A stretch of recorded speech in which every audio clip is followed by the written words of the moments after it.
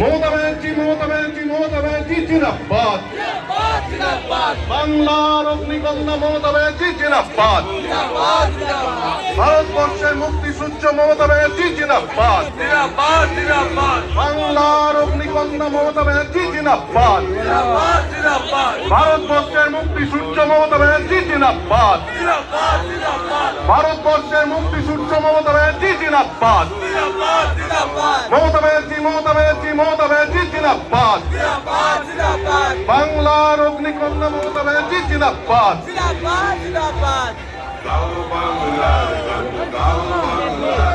বাংলার অগ্নিকন্যা মমতা ব্যানার্জি জিন্দাবাদ।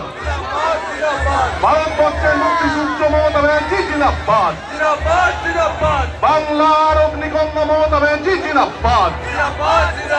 ভারতবর্ষের মুক্তি সূর্য মমতা ব্যানার্জি জিন্দাবাদ। ভারতবর্ষের মুক্তি সূর্য মমতা ব্যানার্জি জিন্দাবাদ। বাংলার অগ্নিকন্যা মমতা ব্যানার্জি জিন্দাবাদ। ভারতবর্ষের মুক্তি সূর্য মমতা ব্যানার্জি জিন্দাবাদ। ভারতবর্ষের মুক্তি সূর্য মমতা ব্যানার্জি জিন্দাবাদ। 200 মিটার হাঁটতে দেখেছেন কোনদিন? দিদি হবে বাংলা দখল করবে। আরে বাংলা কি কোনো ললিপপ নাকি যে তুমি দখল করবে? বাংলা কি? বাংলা তোমাদের কাছে দখল করার মতো একটা জিনিস হতে পারে, কিন্তু বাংলা আমাদের দিদি এবং 12 কোটি বাংলার মানুষের কাছে তার হৃদয়ের টুকরো। বাংলা কেন জানেন? আমি তখন ভাবছিলাম ডান্ডাটা কার, পুলিশের না সিপিএম এর। আমি তখন ওইটা চিন্তা করছিলাম।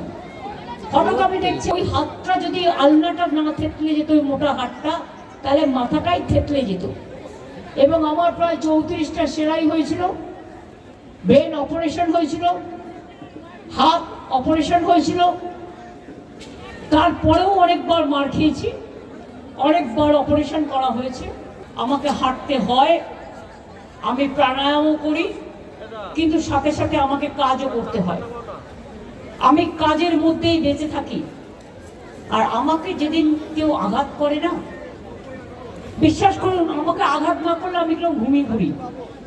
ঘুমিয়ে পড়ি মানে অন্যরকম নয়, মানে একটু কবিতা লিখি, কখনো গান লিখি, কখনো নির্জীব হয়ে যাই, কখনো শ্রীকৃষ্ণের উপদেশ শুনি, কখনো রামকৃষ্ণ পড়ি, কখনো বিবেকানন্দ পড়ি, কখনো নেতা থেকে হেঁটেছে, এবং কেউ কিন্তু ক্লান্ত হয়ে যায়নি।